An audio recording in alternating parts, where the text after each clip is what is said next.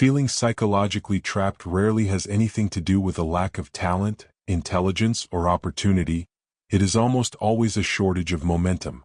In covert operations training, field officers are taught that human performance rises or falls with a single internal metric: the brain's perception of forward movement. When a firefight shifts in your team's favor, morale soars, skills sharpen, and risk tolerance increases, long before any outside condition has truly changed. Neuroscience explains why. Small, measurable wins raise dopamine, lower cortisol, and reprime the prefrontal cortex for creative problem-solving. Losses, or even long stretches without visible progress, reverse that chemistry and convince the same brain that improvement is impossible. The method instructors drill into recruits is deceptively simple. Manufacture momentum through immediate, achievable victories in every domain of daily life. If a case officer stalls on a long-range objective, the directive is not to double the workload but to harvest quick gains. Send a concise report on time, improve a single line of code, shave 15 seconds from a morning run. Parallel wins are logged outside the mission as well. Prepare one healthy meal, repair a small household item, initiate a positive conversation with a spouse or child. Each success is routine, almost trivial, yet the aggregate effect is biochemical. Dopamine spikes reinforce the belief that progress is underway. Adrenaline aligns with the new expectancy of action. Cortisol recedes. Within hours, the officer feels capable of larger risks, and the cycle reinforces itself. Applied outside the field, the same rule breaks any civilian form of stagnation. A stalled career is rarely about resume gaps. It is about weeks or months without victories the brain can catalog as evidence of forward motion. The correction is not a dramatic career jump but a string of controlled wins: completing a concise project, renewing a dormant contact, learning a microskill that can be demonstrated quickly. A plateau in fitness is treated the same way.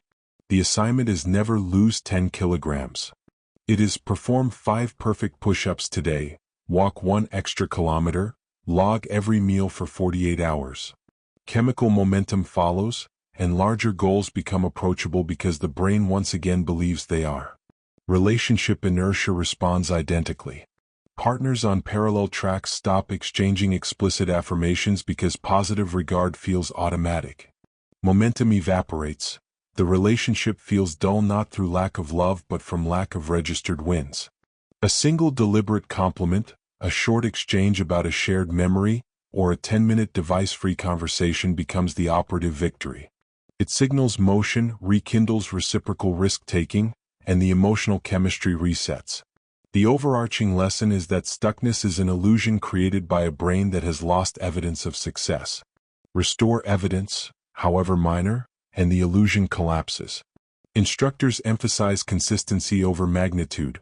Uncontrolled bursts of effort raise failure risk and rebound cortisol. What matters is a daily cadence of wins that the nervous system cannot ignore. Over time, the habit rewires default expectations. Momentum becomes the baseline state, and the brain begins to search automatically for further leverage points. Momentum becomes even more effective when the feedback loop is tightened. In training blocks on clandestine tradecraft, officers review each win within 24 hours, because reflection locks the neurochemical shift in place. The hippocampus tags the memory as valuable, dopamine reinforces the circuit, and the prefrontal cortex updates its forecast of what is possible. The same mechanism works outside the wire. When you finish a focused hour of coding, note the specific aspect that went smoothly. When you complete a workout, record the new baseline. When a conversation with a partner lands well, acknowledge what you both did differently. The act of noticing is not motivational fluff. It is the moment the brain saves the progress file and primes itself to search for the next increment. CIA instructors also teach that momentum compounds fastest under constraint. A field officer rarely has unlimited time or resources, so objectives are narrowed to what can be influenced directly in the present environment. Constraints sharpen focus, eliminate peripheral decisions, and prevent the diffuse attention that drains neurochemical rewards. Applied at home, this means defining a narrow arena for each cycle of wins.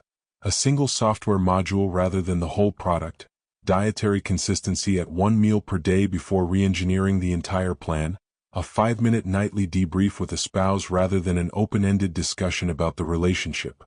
Constraints are lifted only after the brain has registered repeated success and upgraded its confidence set point. Risk tolerance is the final variable. Momentum generates confidence, but unchecked confidence can tip into recklessness, erasing gains with a single failure. Operational doctrine balances the two by alternating low-exposure victories with calibrated stretches, actions that are challenging enough to expand capacity but bounded enough to avoid catastrophic loss. In civilian terms, this can look like presenting a concise idea to a supportive colleague before pitching it to executive leadership, or running a controlled 5-kilometer race before committing to a marathon. Each stretch becomes a proof node that larger goals are viable, and cortisol remains in balance because the step was never outside the envelope of credible success. What emerges over weeks is a self-sustaining architecture. Repeated small wins reshape neurochemistry, recorded reflection locks in the shift, conscious constraints keep effort efficient, calibrated stretches convert confidence into expanded capability. The sense of being trapped dissolves not through a dramatic breakthrough but because the brain can no longer find evidence that stagnation is real.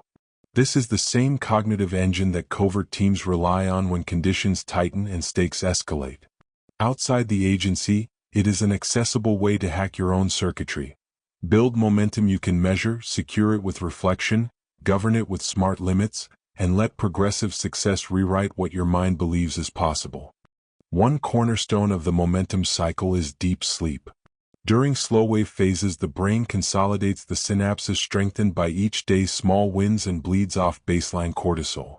Field officers are trained to defend at least one uninterrupted 90-minute block, even while in transit, because missing that window pushes the nervous system back into high alert and erodes the chemical gains of the previous day. In civilian life, this means treating sleep as a tactical asset.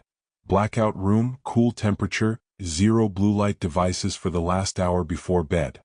The minor victory of securing that protocol sharpens working memory the next morning and raises the odds of scoring the first win early, reinforcing the upward loop.